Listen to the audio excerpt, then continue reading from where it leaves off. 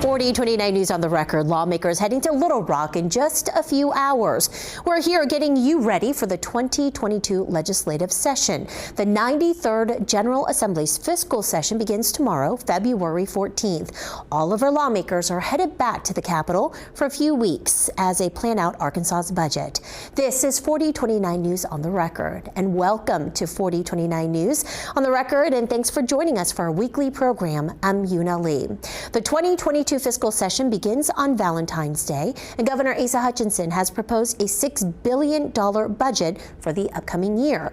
It calls for increases for public school services for the developmentally disabled and higher starting salaries for state troopers. In December, Arkansas lawmakers approved the largest tax cut in state history, which will eventually cost the state nearly $500 million a year. Today, we are sitting down with local legislators, a political expert, and an expert on Arkansas's economy ahead of the start of the fiscal session. This is 4029 News on the Record.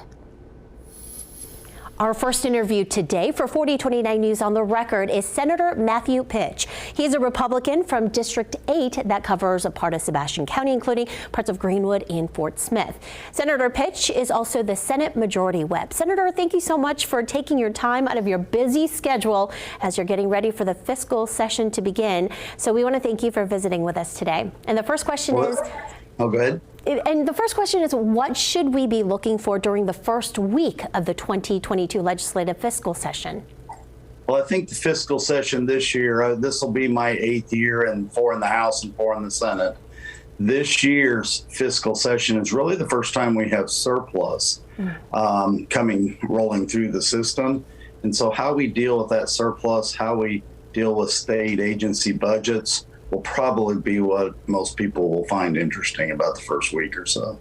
So what are the Republicans' priorities for this fiscal session, and why? Well, I think the main priority that has kind of come up in the last few, I'll say inside of a month, but several weeks, is employment or employee retirement. EBD is the acronym for it. They're the retirement funds, and are they fully funded?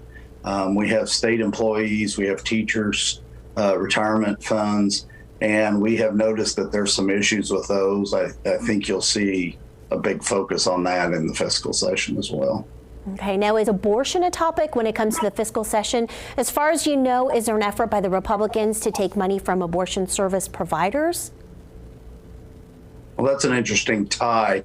Typically in a fiscal session, you deal strictly in fiscal issues, money. You don't get into the social issues of, policy type things.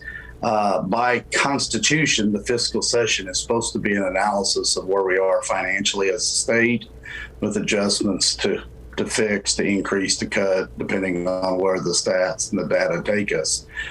Things like abortion, things like, gun rights, other issues supporting our law enforcement folks, things that are hot issues for our citizens and our communities. By a supermajority vote, we can vote to bring those for a hearing and to run through our committees for evaluation. But typically a fiscal session deals strictly with financial matters. Okay, we saw that maybe the Family Council, the conservative organization, was trying to somehow bring abortion up, and maybe the funding of to the providers who work with abortion services. So we just wanted to ask to clarify. Yeah, no, and it's a good thought. I mean, we have members who have issues they'd like to deal with, and I guess I tend to listen to the will of the people in that they kind of wanted our state legislature to be in full session every other year for 60 to 90 days. And that's where issues that are important tend to be dealt with. That doesn't mean that special sessions or elongating the fiscal session by a supermajority vote, that could be important. It's one of the tools in the basket, if you will. So we'll see where we go. And Senator, there's a budget surplus, circling back to that, as we mentioned earlier on the show. So how much are we expecting to spend of this, and should we be saving the money instead? How is that fight in the legislature going to work out? Well, not to get into teacher mode, and I'll apologize first, but what we do is we set up appropriations, which are more or less a cup holder for where the money will go. and then we create a budget, and the state allocates the money to the appropriation bill. And so, for instance, we have 9 bills dealing with the retirement fund that have already been issued for our members to read and study up on. And it's not like we're spending new money because we've already allocated the budget.